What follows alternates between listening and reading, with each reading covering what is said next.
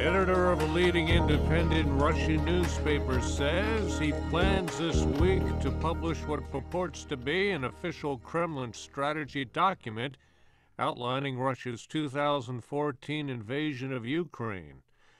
Novaya Gazeta editor Dmitri Muratov says the document appears to have been prepared weeks before Ukraine's pro-Russian President Viktor Yanukovych was driven from office in February of 2014, following weeks of anti-government protests in Kyiv. 2 people were killed Sunday in a bomb blast in the Ukrainian-held city of Kharkiv, as government supporters there and elsewhere marked the 1-year anniversary of the overthrow of the former President Yanukovych. Authorities said at least 10 others were wounded. Militants loyal to the Islamic State group are claiming responsibility for bombing the empty residence of Iran's ambassador to Libya. No one was injured Sunday in the central Tripoli attack. A young girl killed herself and 5 others Sunday in the latest suicide bombing in the northeastern part of Nigeria, where government troops are battling insurgents from the Islamist extremist group Boko Haram. Witnesses described the girl as being no more than 8 years old and said she set off the bomb at a checkpoint at a market in Potiskum, where phones are sold and repaired. No one claimed responsibility for the bombing. The U.S. Homeland Security chief says authorities are taking seriously a threat by Somali-based Islamist militants against Western shopping malls. Homeland Security Secretary Jay Johnson was reacting to a video released by al-Shabaab terrorists appearing to call for attacks on shopping areas. The terrorist threat specifically mentioned shopping areas in the United States, Canada, and Britain. This is VOA News. Damascus is calling a Turkish military operation in northern Syria to evacuate dozens of troops and relocate a historically significant tomb and act of flagrant aggression.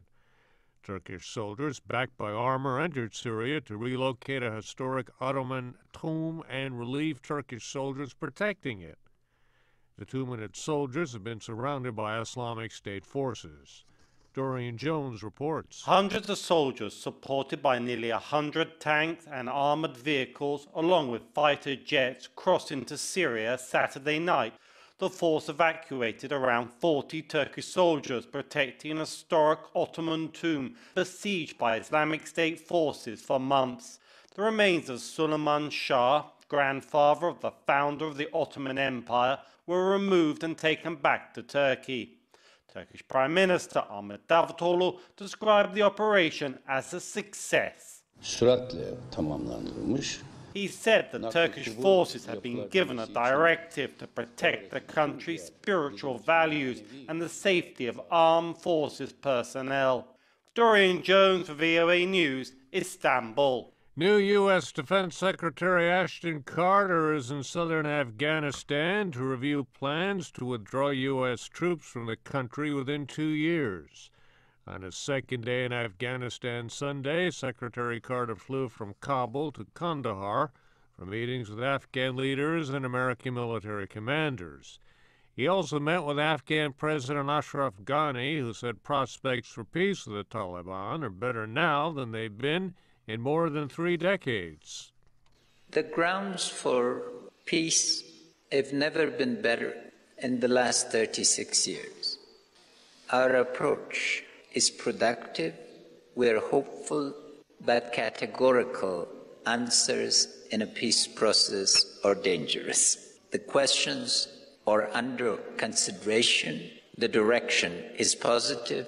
We cannot make premature announcements. Afghan President Ashraf Ghani, U.S. Secretary of State John Kerry and his Iranian counterpart Mohammad Javad Zarif met in Switzerland Sunday, trying to reach a deal on Iran's nuclear program by a March 31st deadline.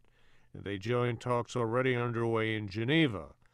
The round of discussions between the U.S. and Iran's top diplomats and energy officials is aimed at helping resolve ongoing technical disputes standing in the way of an agreement between Iran and the 6 world powers known as the P5 +1.